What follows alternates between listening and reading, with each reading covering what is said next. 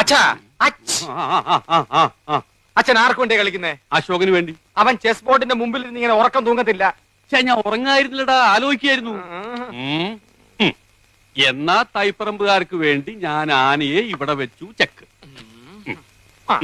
എന്ന അരിശുമൂട്ടുകാർക്ക് വേണ്ടി ഞാൻ കുതിരയെ ഇങ്ങോട്ട് ചാടിച്ചു. അച്ഛൻ ചരിഞ്ഞു.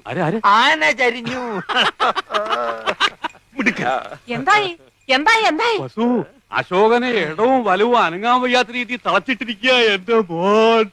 അങ്ങനെ തന്നെ വേണം. സ്വന്തം അനിയത്തിയുടെ മുമ്പിൽ അമ്മ തോൽക്കാണ്ടിരിക്കാൻ വേണ്ടിയാണ് ഞാൻ ഈ ത്യാഗമൊക്കെ ചെയ്യുന്നത്. SSLC പരീക്ഷയ്ക്ക് പോലും ഞാൻ ഇത്ര ഉറക്കമുളച്ച് പഠിച്ചിട്ടില്ല. അത് പിന്നെ അമ്മയ്ക്ക് അറിയില്ലേ മോനെ? മോൻ ഇതങ്ങോട്ട് വലിച്ചു കുടിച്ചേ